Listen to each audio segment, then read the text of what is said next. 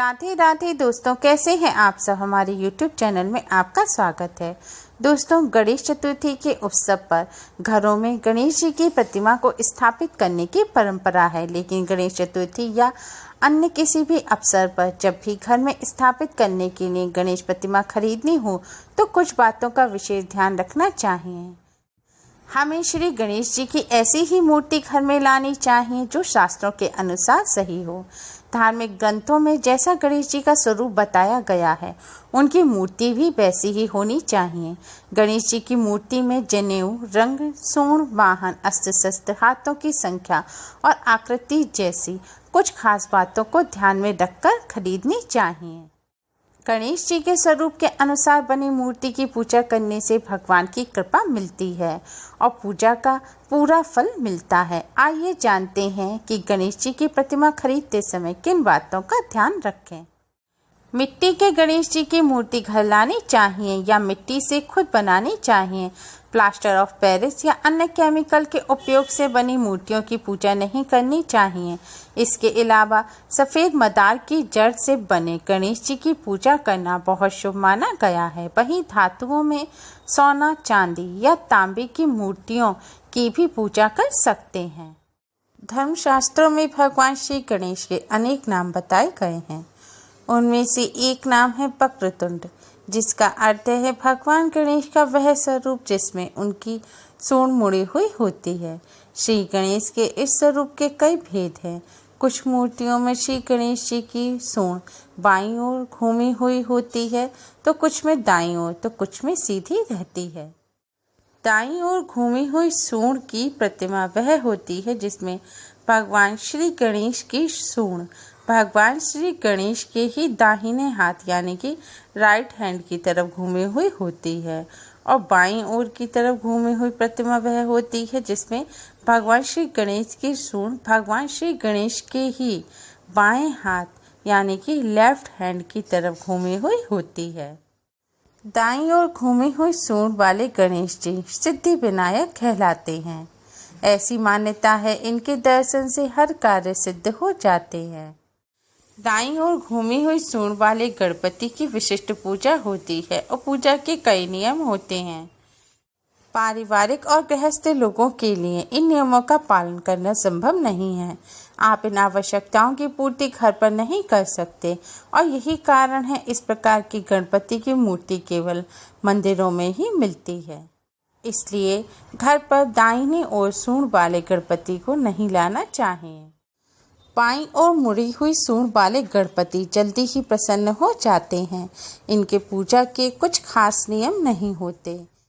ऐसे गणपति की पूजा स्थायी कार्यों के लिए की जाती है, जैसे शिक्षा, धन प्राप्ति, व्यवसाय, उन्नति, संतान सुख, विवाह, सृजन कार्य और पारिवारिक खुशहाली।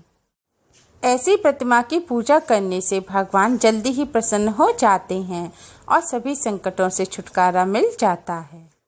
सीधी सूंड वाले गणपति, इनकी आराधना रिद्धि सिद्धि, कुंडलिनी जागरण, मोक्ष, समाधि आदि के लिए सर्वोत्तम मानी जाती है। इसलिए संत समाज ऐसी मूर्ति की ही आराधना करते हैं। गृहस्थ लोगों को इस तरह की मूर्ति अपने घर नहीं लानी चाहिए। गणेश जी की मूर्ति खरीदते वक्त उनका रंग भी मायने रखता है।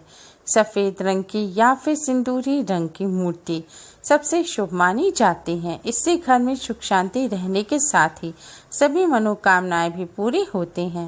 व्यापारी लोगों को सिंदूरी गणपति का पूजन करना चाहिए, उससे व्यापार में उन्नति होती है। सिंदूरी गणेश जी की पूजा करने से घर में सुख समृद्धि आती है।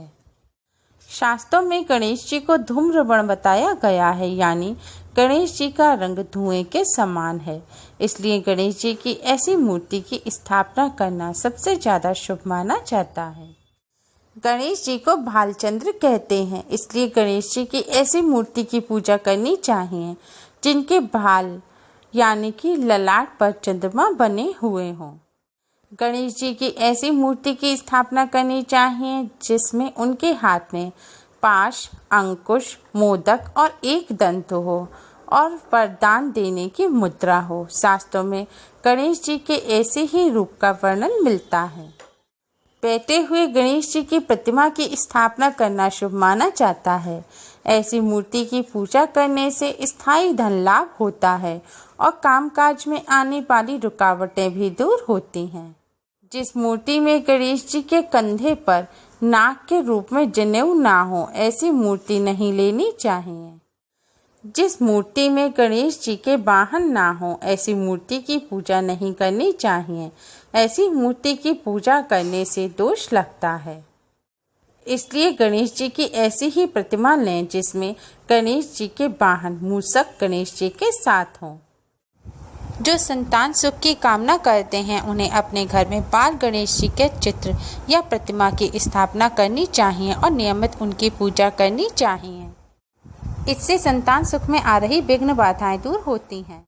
घर में आनंद, उत्साह और उन्नति के लिए नित्य मुद्रा वाली गणेश जी की प्रतिमा लानी चाहिए। इस प्रतिमा की पूजा से छात्रों और कला जगत से जुड़े लोगों को विशेष लाभ होता है। इससे घर में धन और आनंद की भी वृद्धि होती है। इस गणेश उत्सव पर आप अपनी मनोकामना की पूर्ति के हिसाब से ही गणपति जी की सही मूर्ति का चयन करें। उम्मीद है आपको हमारी ये वीडियो पसंद आई होगी। हमारी वीडियो को लाइक करें, हमारी वीडियो को अपने फ्रेंड्स और रिश्तेदारों में ज़्यादा से ज़्यादा शेयर करें जिससे वह भी इसका लाभ उठा सकें। और हमारी और भी वीडियोस के लिए हमारे चैनल को सब्सक्राइब करना ना भूलें। Thanks for watching. Radhe Radhe.